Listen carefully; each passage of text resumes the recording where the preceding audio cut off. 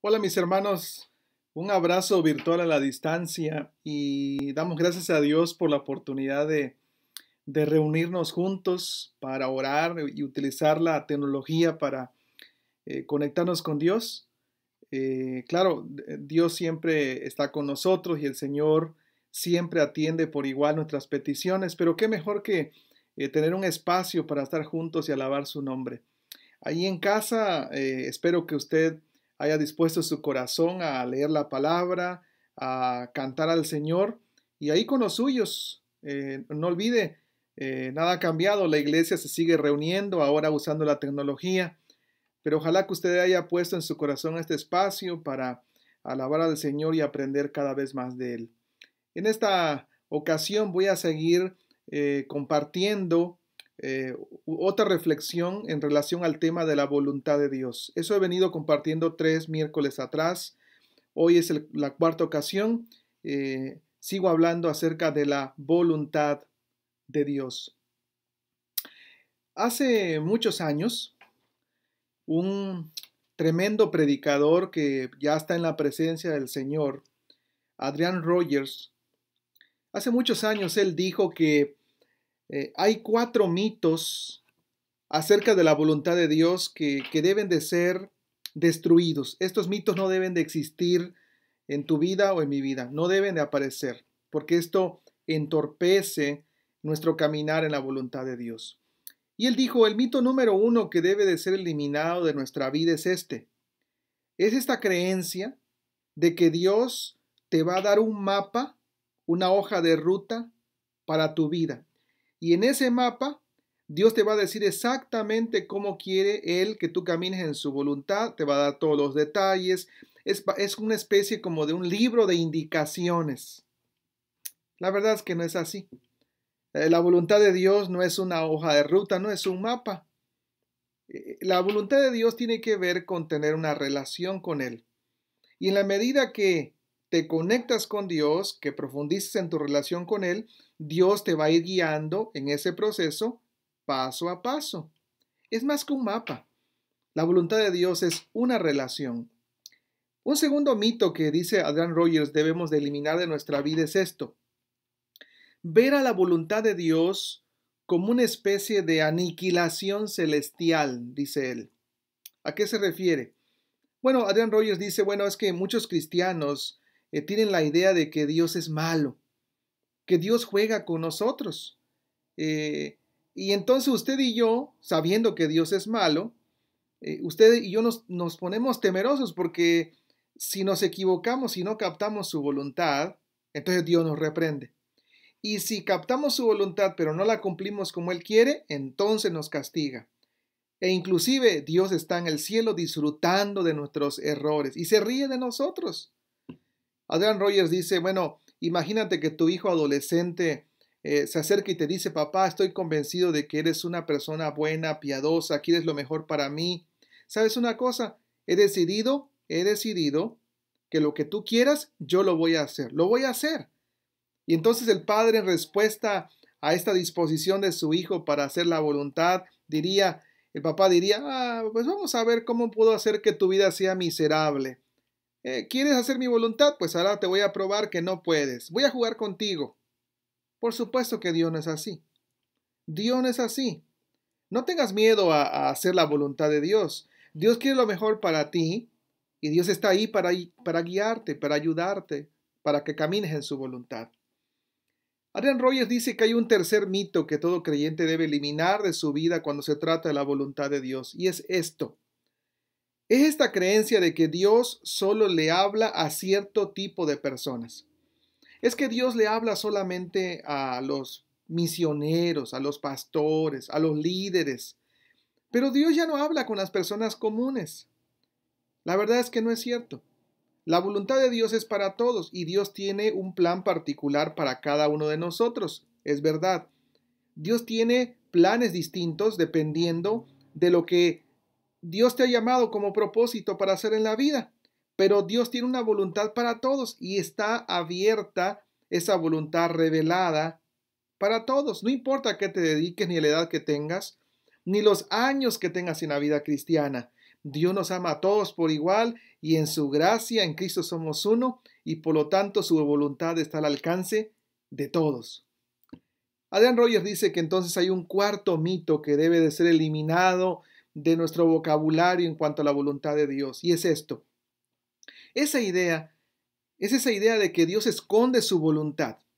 Sí, es como jugar al gato y al ratón. Dios esconde su voluntad.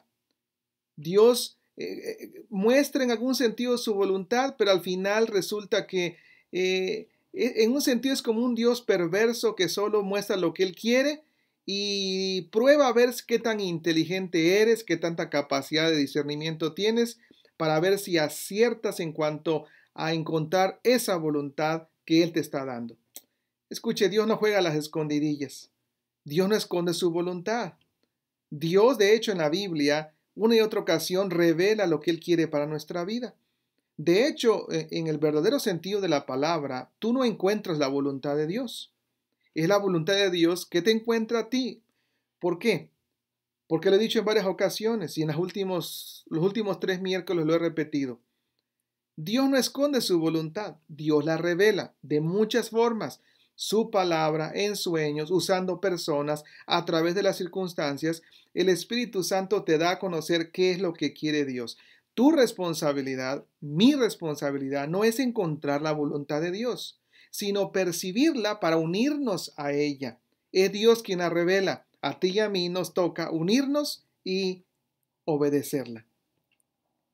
Dios es tan bueno, Dios es tan maravilloso que no solo nos da a conocer su voluntad, sino que hasta nos anima para que caminemos en ella. ¿Recuerdas el miércoles pasado? Compartí el caso de David con Salomón. Anímate, esfuérzate, hazlo, confía en Dios. Dios revela su voluntad y dice, únete, mira, con convicción, con determinación, con confianza, hazlo.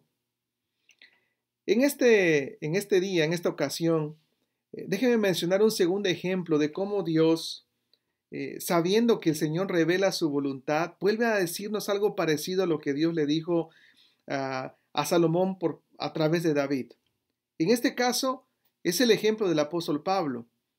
Y es Dios a través de Pablo diciéndome a mí y a ti algo sobre la voluntad de Dios. Es el texto que todos conocemos. Me refiero a Romanos capítulo 12. Los primeros 2 versos. Así que, hermanos, os ruego por las misericordias de Dios, que presentéis vuestros cuerpos en sacrificio vivo, santo, agradable a Dios, que es vuestro culto racional. No os conforméis a este siglo, sino transformaos por medio de la renovación de vuestro entendimiento, para que comprobéis cuál sea la buena voluntad de Dios, agradable y perfecta. Déjame decirte que aquí en Romanos capítulo 12, versos 1 y 2, pero especialmente en el verso 1, hay una serie de principios útiles, muy útiles, que Dios nos da para que no quede excusa en cuanto a hacer la voluntad de Dios. Principios que nos deben de ayudar a unirnos a la voluntad que Dios tiene para nuestra vida. Sí, escuche. ¿Sabe qué principios son? Déjeme compartir solo 2 de ellos. El primero es este. Si tú quieres unirte a la voluntad de Dios, escucha, eso solamente lo vas a hacer por gratitud. Lo repito una vez más. Si tú te quieres unir a la voluntad de Dios, eso solo es posible hacerlo por gratitud. Una persona que no es agradecida con Dios jamás va a querer caminar en la voluntad de Dios. Por supuesto que no. Así que, hermanos, os ruego por las misericordias de Dios. Este versículo número 1 nos da el por qué. ¿Por qué hacer la voluntad de Dios? Por gratitud, por lo que Dios ya ha hecho por nosotros. El apóstol Pablo abre este capítulo con esta palabra, por lo tanto, por lo tanto, por lo tanto. Ese por lo tanto nos invita a echar un vistazo en retrospectiva hacia los capítulos anteriores. Y si usted lee Romanos, los primeros 11 capítulos, se va a dar cuenta que hay por lo menos 4 por lo tanto. Déjeme mencionar el primero. Romanos capítulo 3:20 dice, este es el por lo tanto de la condenación. Por lo tanto, nadie será declarado justo a su vista al observar la ley. Más bien, A través de la ley nos volvemos conscientes del pecado. Ese por lo tanto dice que usted y yo somos pecadores y por lo tanto condenados.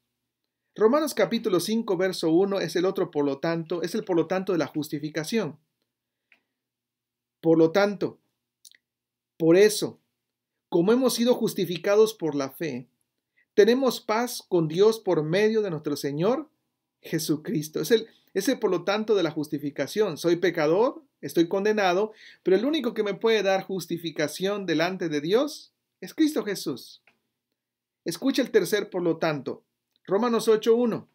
Ese por lo tanto de la seguridad eterna. Por lo tanto, ahora no hay ninguna condenación para los que están en Cristo Jesús. Y claro, este cuarto, por lo tanto, es Romanos 12:1. Es el por lo tanto de la rendición. Es el por lo tanto de hacer la voluntad de Dios por pura gratitud. Usted y yo somos culpables porque somos pecadores y merecemos morir. Pero hemos sido declarados justos por medio de la muerte que Cristo Jesús ofreció en la cruz, y por medio de la fe ahora somos salvos y no vamos a enfrentar la condenación eterna. Por lo tanto, deberíamos estar profundamente agradecidos con Él. De hecho, la palabra misericordias, la Reina Valera lo traduce de manera correcta, es plural, plural, misericordias. ¿Por qué? Porque Dios no ha mostrado misericordia una vez en nuestra vida, o dos, o tres. No, sus misericordias son nuevas cada mañana. Todos los días, grande es su fidelidad. Las misericordias de Dios han abundado desde aún antes de que naciéramos y hasta que nos vayamos de este mundo. Sus misericordias van a estar todos los días sobre nuestra vida. Piense de tantas misericordias que Dios ha tenido con nosotros. Nos justificó de la culpa y de la pena del pecado. Nos adoptó como sus hijos, nos colocó bajo la gracia, ya no bajo la ley, nos dio su Espíritu Santo, Él es nuestro ayudador en todo momento de aflicción, ahora nos ha dado la posición como hijos, tenemos la confianza de una vida eterna asegurada en la gloria venidera, la confianza de que nadie nos puede separar del amor de Dios, confianza en su fidelidad continua y podemos hacer una larguísima lista, muchas listas de todo lo misericordioso que a Dios ha sido con nosotros. Por eso Pablo comienza diciendo en este capítulo, hermanos, los insto, les exhorto, la motivación para hacer la voluntad de Dios es por pura gratitud a lo que Dios ya ha hecho por nosotros. ¿Se ha dado cuenta que el apóstol Pablo en ninguna manera nos da una orden para que obligadamente hagamos la voluntad de Dios? No, él no hace ni dice eso. Déjeme decirle que el apóstol Pablo, después del Señor Jesucristo, el personaje más conocido del Nuevo Testamento, fundador de muchas iglesias, predicador a los gentiles, a quien Dios usó en sobremanera, escritor de 13 cartas del Nuevo Testamento, con toda la autoridad espiritual que él tenía, él pudo haber dicho, tienes que caminar en la voluntad de Dios. Y él podía haber echado en cara nuestra culpa. Y no lo hizo. Él está hablando de gratitud. ¿Por qué? Porque la gran motivación para hacer la voluntad de Dios no es que el pastor lo diga, no es que el maestro de escuela dominical imponga una verdad, no es porque tus padres te han enseñado acerca de Dios, no es porque eres diácono o líder de la iglesia, es por pura gratitud. Gratitud. De hecho, esa es la idea de la palabra exhortar. La palabra exhortar en la época de los griegos se utilizaba especialmente para dar indicaciones a los soldados que estaban a punto de ir a la batalla. Y este verbo parakaleo, exhortar, denotaba un sentido de urgencia para hacer algo, pero al mismo tiempo era una nota de autoridad de quien lo decía y quien recibía esa orden lo cumplía por gusto, lo cumplía porque sabía que eso era lo correcto. Sí, de Dios hemos recibido la urgencia de caminar en su voluntad, pero nosotros, por supuesto, no solo debemos aceptar su autoridad para hacerla, sino también con toda gratitud, alegres de corazón porque Dios ha hecho mucho por mí. Yo te voy a seguir, Señor. Yo te voy a obedecer. Lo quiero hacer. Todos sabemos que el apóstol Pablo tenía un corazón agradecido. Romanos 14:8, escucha el corazón de un cristiano agradecido. Pues si vivimos, para el Señor vivimos. Y si morimos, para el Señor morimos. Y yo imagino a Pablo con una sonrisa diciendo esto. Así sea, pues que vivamos o que muramos, wow, del Señor somos, le pertenecemos, ha hecho todo por nosotros. John MacArthur dijo que un corazón ingrato es un increíble acto de injusticia e ingratitud que demuestra una miserable falta de agradecimiento a un Dios lleno de bondad y misericordia. La mejor motivación para obedecer a Dios no son tus padres y no es la iglesia. Tampoco una circunstancia difícil que te obliga a acercarte a Dios. Obedecer a Dios debe ser un asunto de gratitud. Amamos y servimos a Dios por todo lo que Dios en Cristo Jesús ya hizo por nosotros. ¿Habrá otra motivación más grande que esta? De ninguna manera. Ahora, en Romanos capítulo 12, verso 1, hay un segundo principio útil para unirnos a la voluntad de Dios, para hacer la voluntad de Dios, no solamente hacerla por gratitud. Pero déjeme decirle que un gran complemento de la gratitud es esta. Si quieres caminar en la voluntad de Dios, debes de hacerlo como un acto de voluntad. Sí, hacer la voluntad de Dios tiene que ver con esto. Yo obedezco a Dios, yo camino en la voluntad de Jesús porque quiero hacerlo. Porque quiero hacerlo. Porque yo decido hacerlo. Es un acto de voluntad propia. Y entonces el apóstol Pablo dice que el mayor regalo somos tú y yo. Un regalo voluntario. Y dice, presenta tu cuerpo. Preséntense ustedes mismos en sacrificio vivo, santo, agradable a Dios, que es vuestro culto racional. En respuesta a las misericordias de Dios, hay que amar a Dios y caminar en su voluntad por gratitud. Pero eso es algo voluntario, nadie te debe obligar a hacerlo. Tú debes de considerar que si Dios ha sido tan bueno contigo, tú mismo, por un gusto personal, una decisión personal, debes de presentar tu vida a Dios. Ahora, este lenguaje que el apóstol Pablo utiliza aquí de presentar el cuerpo, obviamente es un lenguaje del Antiguo Testamento, del sistema de sacrificios que se utilizaba en el templo. Sabemos que en el Antiguo Testamento la adoración incluía el sacrificio. Alguien traía un animal y se lo presentaba al sacerdote. Y ahí estaba el sacerdote y el propietario con el animal. Y entonces el sacerdote venía y le imponía las manos sobre el animal para decir, este animal toma tu lugar. Y el propietario decía, este animal toma mi lugar. Mataban al animal y esa era la sangre, era la ofrenda que se ofrecía a Dios. Bueno, resulta que en el Nuevo Testamento eso ya no es necesario. ¿Por qué? Porque Cristo murió en la cruz y Él es la ofrenda perfecta por nuestros pecados pasados, presentes y futuros. Pero en otro sentido, la ofrenda que se entrega a Dios ya no es una oveja. Esa ofrenda ahora soy yo. Ahora soy yo la persona que se acerca a adorar a Dios. Y quien se ofrece a sí mismo para adorar a Dios soy yo mismo, es mi persona. Esta es la idea del verbo presentar, traer una ofrenda, traer un regalo, exhibir.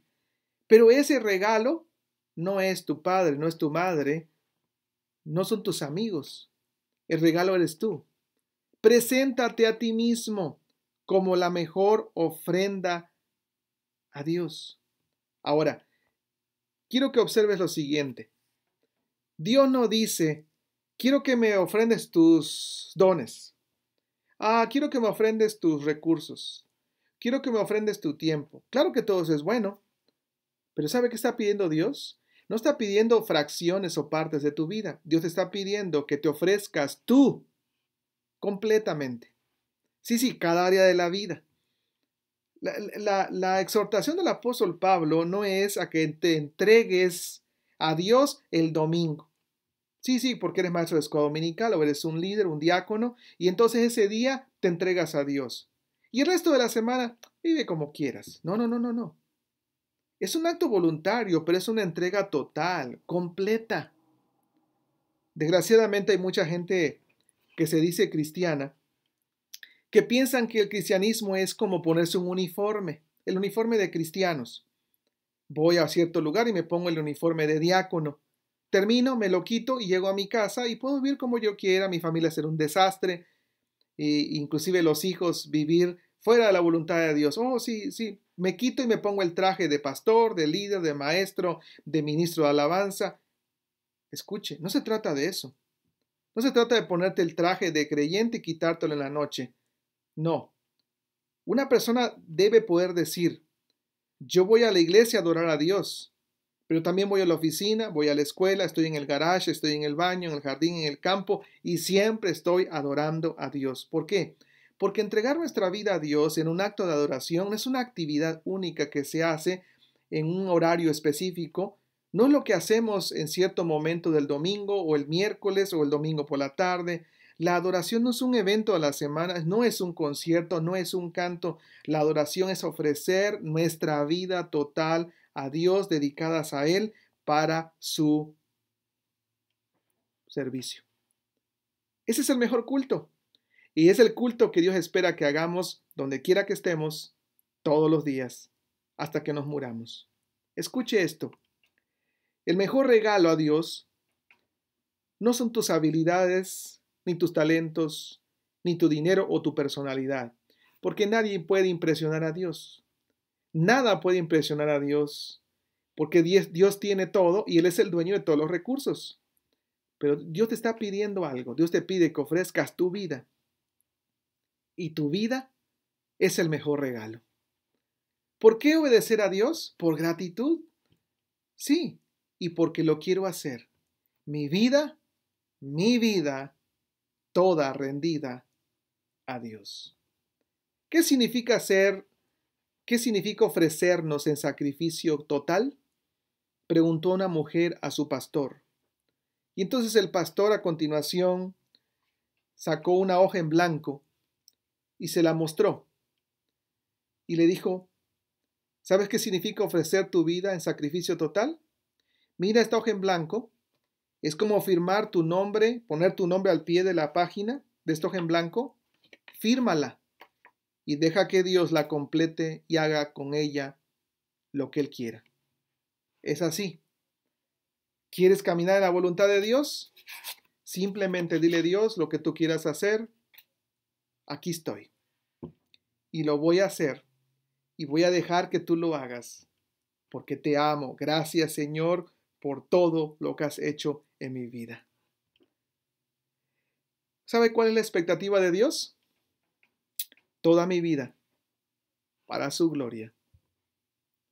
En gratitud, dejemos que Dios obre en nuestra vida. Y por puro gusto, porque queremos hacerlo, entreguémosle nuestra vida a Dios, el mejor regalo. En el nombre de Jesús, hágalo. ¿Y sabe qué? Su vida va a ser renovada y vas a encontrar que la voluntad de Dios es buena, es agradable y es perfecta. En el nombre de Jesús. Amén.